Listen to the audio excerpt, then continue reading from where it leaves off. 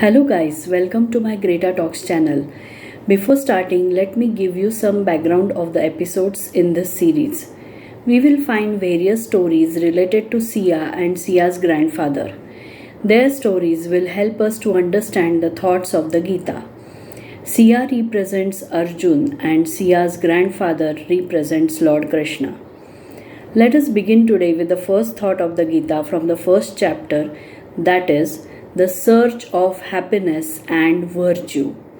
If relatives are killed in war, what should be done to avoid suffering and sin for life?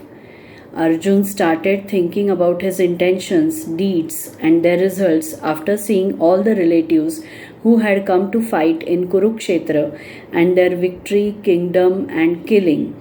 He thinks that because of attaining kingdom by killing the relatives, his mind will not get happiness. It will lead to suffering throughout the life. Killing relatives will lead to sin and will not bring justice. The war will lead to the destruction of the family members, the clan, religion, and caste. These are human questions relevant to modern age to much extent. So friends, the question arises, that is, how should be our behavior? The answers given by Lord Krishna in the Gita to the questions asked by Arjun on the battlefield are the answers to the questions of all human beings about social welfare. Happiness and unhappiness and goodness and badness are the significant matters in human life. The main theme of the Gita is how a person should decide his actions in order to get rid of suffering and acquire happiness and goodness without doing wrong. Arjun in the first chapter is shown as narrow-minded who protects his own pleasures, pains and sins. He faces weakness and dilemma and it shows his fear and helplessness.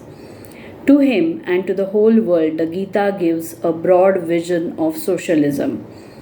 Kauravas symbolize the wicked forces of negative sinful impulses, and Pandavas symbolize the good forces of positive and pure thoughts and deeds. Duryodhan praises the mighty warrior chief Bhishma Pitamaha and concludes that Pandavas are weaker than Kauravas.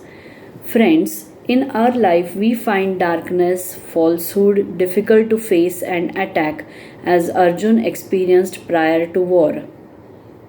The chariot was drawn up in the midst of two armies, which show that we should have an idea about our work fields and the related rivals. Sometimes we too, like Arjun, face the same miserable state in tough situation.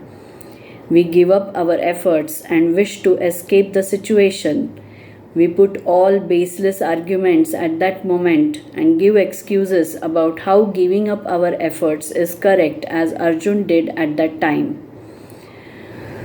Friends, the story of a judge will help you to understand Arjun's behavior. There was a judge. He had given death sentences to many criminals. But one day his own son was brought before him as a murderer. After being found guilty of murder, it was the judge's turn to sentence him to death. While doing so, the judge hesitated, began to rationalize and said, "The death penalty is cruel. It does not suit a man. It destroys the hope of a man's improvement. The murderer committed the murder out of impulse. But if the murderer repents over his deed, it is wrong to pick up and hang the murderer. This is embarrassing and ruining the humanity of the society," he said. If his son was not arrested as the murderer, the judge would have continued to give death sentences to all the murderers. The judge started speaking against the death sentences as his own son had committed the crime of murder. He was trapped by the sentiment of, "This is my son and I do not have courage to hang my own son." So we can state that Arjun behaved like a judge. The meaning of all this is that Arjun was not non-violent, he was war-prone. As the born warrior, War was to him an inherent and inevitable duty, and now he was trying to avoid that duty. So, Gita's main focus is to overcome this temptation and not to let our selfish desires to conquer our duties and responsibilities. So, we are supposed to fulfill our duties and responsibilities, though we may come across any difficult situation. We are not supposed to waver our thoughts. The story which I will tell you will further explain the thought process of Arjun in the first chapter of the Gita. As we had mentioned earlier, that Sia represents Arjun and her grandfather represents Lord Krishna. Once upon a time, there lived a girl named Sia, who was in her early 20s. She was brilliant but introvert. She had great academic achievements and aspired to become a businesswoman. She pursued her MBA degree from a reputed college. She had many friends, but her only close friend, her soulmate, was her grandfather, who was a retired military officer. Though she aspired to become a businesswoman, she was not clear about her goal. Her grandfather always supported her idea of starting a business. He chalked out plans and helped her to explore her potentials. It was as though he played the role of the director in her life.